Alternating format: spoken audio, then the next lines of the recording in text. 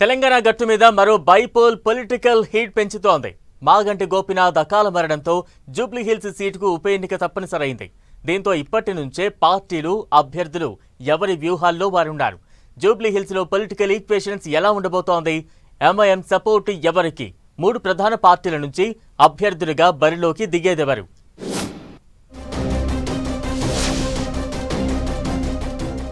అప్పుడే మొదలైన జూబ్లీహిల్స్ ఉప ఎన్నిక వేడి. బైపోల్కు రెడీ అవుతున్న పార్టీలు, అభ్యర్థులు. కాంగ్రెస్, బీఆర్ఎస్ అభ్యర్థులు ఎవరనే దానిపై చర్చ. ఎంఐఎం సపోర్ట్ ఎవరికన్నది కీలకంగా మారే ఛాన్స్. కాంగ్రెస్ నుంచి టికెట్ ఆశిస్తున్న 3 నేతలు. జూబ్లీహిల్స్ ఎమ్మెల్యే మాగంటి గోపీనాథ్ అకాల మరణంతో తెలంగాణలో మరో ఉప ఎన్నిక రాబోతోంది. 6 నెలల్లో బైపోల్ రావాల్సి ఉన్నా 2-3 నెలల్లోపే నోటిఫికేషన్ వచ్చే అవకాశం ఉందంటున్నారు. దీంతో ఇప్పట్నుంచే 3 ప్రధాన పార్టీలు జూబ్లీహిల్స్ సీటును కైవసం చేసుకునేందుకు వ్యూహాలు రచిస్తున్నాయి.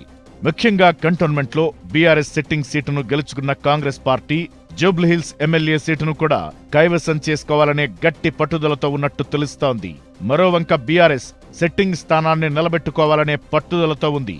ముఖ్యంగా వరుసగా 3 సార్లు అదే నియోజకవర్గం నుంచి గెలిచిన మాగంటితో పార్టీ కంటే మిన్నగా పార్టీ అధినేత కేసీఆర్ కు ఉన్న అనుబంధం దృష్ట్యా నియోజకవర్గంలో మాగంటి పేరు నిలిచేలా గెలిచి తీరాలని గులాబీ బాస్ వ్యూహరచన చేస్తున్నట్టు చెబుతున్నారు. మాగంటి కుటుంబం నుంచి ఎవరినైనా బరిలోకి దించుతారా లేదా అన్నది ఇంకా స్పష్టత లేదు. వారి కుటుంబం నుంచి పోటీకి ఎవరూ సుముఖంగా లేకపోతే మరో నేతను పోటీలో పెట్టనున్నారు. పీజేఆర్ కుమారుడు, మాజీ ఎమ్మెల్యే విష్ణువర్ధన్ రెడ్డికి బీఆర్ఎస్ టికెట్ ఇస్తుందన్న ప్రచారం జరుగుతోంది. ఆయనకు దాదాపు కన్ఫర్మ్ చేశారని అంటున్నారు. ఇక గతంలో జూబ్లీహిల్స్ నుంచి బీజేపీ ఎమ్మెల్యే అభ్యర్థిగా పోటీ చేసిన రావుల శ్రీధర్ రెడ్డి ఇప్పుడు బీఆర్ఎస్ లో ఉన్నారు. ఆయన కూడా టికెట్ ఆశిస్తున్నట్టు తెలుస్తోంది.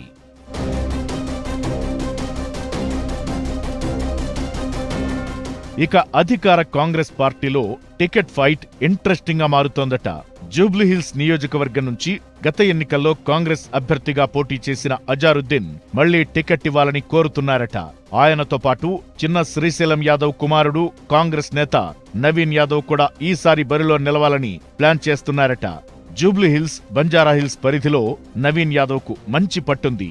2014 ఎన్నికల్లో నవీన్ యాదవ్ మజ్లిస్ పార్టీ నుంచి జూబ్లీహిల్స్ నియోజకవర్గం నుంచి పోటీ చేసి 41,656 ఓట్లు సాధించారు.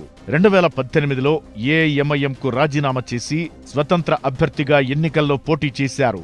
ఆ ఎన్నికల్లో ఆయనకు 18,817 ఓట్లు పడ్డాయి.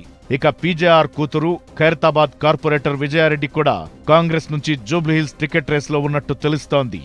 ఓవైపు రెడ్డి, ఇంకోవైపు బీసీ, మరోవైపు మైనారిటీ ఈక్వేషన్లో హస్తం పార్టీ ఎవరికి టికెట్ కేటాయిస్తుందనేది ఇంట్రెస్టింగ్ గా మారింది. జూబ్లీహిల్స్ నియోజకవర్గంలో ముస్లిం, మైనారిటీ ఓటర్లు డిసైడింగ్ ఫ్యాక్టర్స్ గా ఉన్నాయి. ఈ నేపథ్యంలో ఎంఐఎం సపోర్ట్ ఎవరికన్నది కూడా చర్చనీయాంశమవుతోంది. ఇక బీజేపీ విషయానికొస్తే ఏపీలో విజయవంతమైన టీడీపీ, బీజేపీ, జనసేన కూటమి ప్రయోగాన్ని తెలంగాణలో పరీక్షించుకునేందుకు ఇదొక అవకాశంగా భావిస్తున్నట్టు తెలుస్తోంది.